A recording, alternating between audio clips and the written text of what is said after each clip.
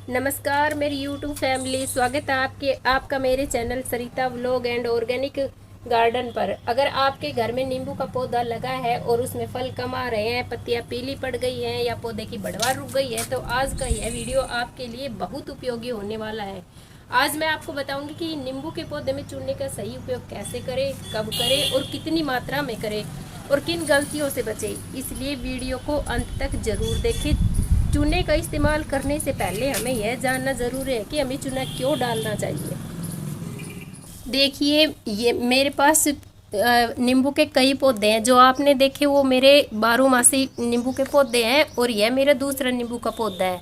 इसकी पत्तियां पीली पड़ी हुई हैं और कुछ पत्तियां जली भी हुई है, इसलिए मुझे इसमें चूने का प्रयोग करना चाहिए। हमें चूना कब डालना चाहिए? अगर हमारे गमले की मिट्टी बहुत अम्लीय हो जाती है तो पौधा मिट्टी में मौजूद कई पोषक तत्वों को नहीं ले पाता है। ऐसे में चूना मिट्टी का पीएच संतुलित करने में मदद करता है। साथ ही से पौधे को कैल्शियम भी मिलता है, जिससे जड़ें मजबूत बनती है हमारे पौधे की और पौधा स्वस्थ रहता है। हमें पता होना चाहिए कि हमें कौन से चूने का इस्तेमाल करना चाहिए। चूना दो प्रकार का होता है, एक तो चूना होता है गर्म चूना और दूसरा होता है भुजा हुआ चूना।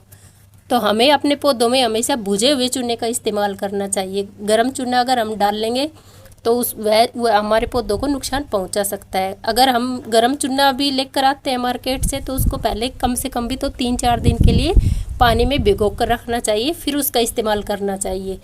और सबसे अच्छा कि हमें अपने पौधों में ना भुजे हुए चूने का इस्तेमाल करना चाहिए। भुजा हुआ चूना हमें जो ये पान की दुकान होती है उस पर बहुत आसानी से मिल जाता है। यह तो हो गया कि हमें चूना क्यों डालना चाहिए। अब दूसरी बात आ जाती है कि हमें चूना कब डालना चाहिए।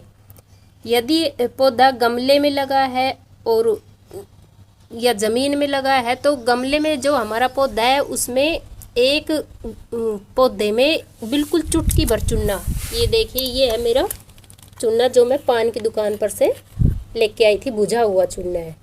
एक पौधे के लिए बिल्कुल चुटकी भर चूना, बिल्कुल चुटकी भर चूना काफ़ी होता है। 1 लीटर पानी में 1 लीटर पानी में एक चुटकी या लगा लो कि 3 से 4 ग्राम चूना हम 1 लीटर पानी में मिक्स करके अपने एक नींबू के पौधे में डाल सकते हैं। और अगर पौधा ज़मीन में लगा है तो उसमें हमें ये 10 से 20 ग्राम चूना 1 लीटर पानी में या 2 लीटर पानी में डालकर इस्तेमाल करना चाहिए।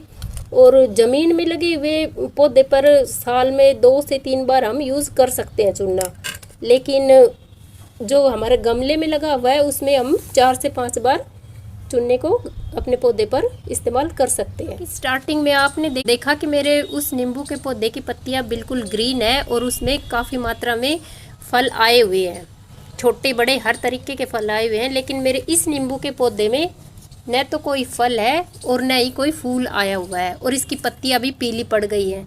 तो जाहिर सी बात है कि इसकी बढ़वार रुक गई है। तो अब हमें इसमें चूने का इस्तेमाल करने की ज़रूरत है। बात का विशेष ध्यान रखें कि चूने का इस्तेमाल करने से पहले हमें अपने गमले की अच्छे से गुड़ाई कर लेनी चाहिए। और अभी मैं चूने का प्रयोग कर रही हूँ अपने पौधे पर। ये मेरा एक ही नींबू का पौधा है जिसमें मुझे चूने का उपयोग करना है, तो इसके लिए 5 ग्राम के आसपास चूना काफ़ी है 1 लीटर पानी में। इसको 1 लीटर पानी में अच्छी तरह से मिक्स करके, एक बात का और ध्यान रखना फ्रेंड्स कि अगर हमारे पौधे की पहले से ग्रोथ अच्छी है और हमारा पौधा काफ़ी हेल्दी है तो चूने का प्रयोग करने से आप बचें। अगर हमारे पौधे की पत्तियां पीली पड़ गई है, बढ़वार रुक गई है और पौधे में फल फूल कम आ रहे हैं तो ही चूने का इस्तेमाल करें। इस तरह से अपने पौधे में चूने का इस्तेमाल करें और एक बार चूने का प्रयोग काफ़ी है, 2-3 महीने में एक बार।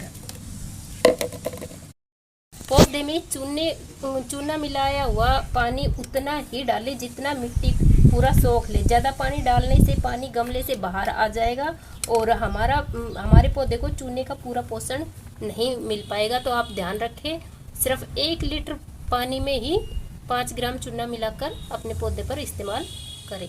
ये 15 दिन बाद का रिजल्ट है। चूना डालने के 15 दिन बाद देखिए हमारे इस पौधे में कितनी सारी नई नई लीव्स आई है और पूरा पौधा ग्रीन है, कोई भी पत्ती जली हुई नहीं है, पीली नहीं है, पूरा पौधा नई पत्तियों से और ग्रीन पत्तियों से भर गया है।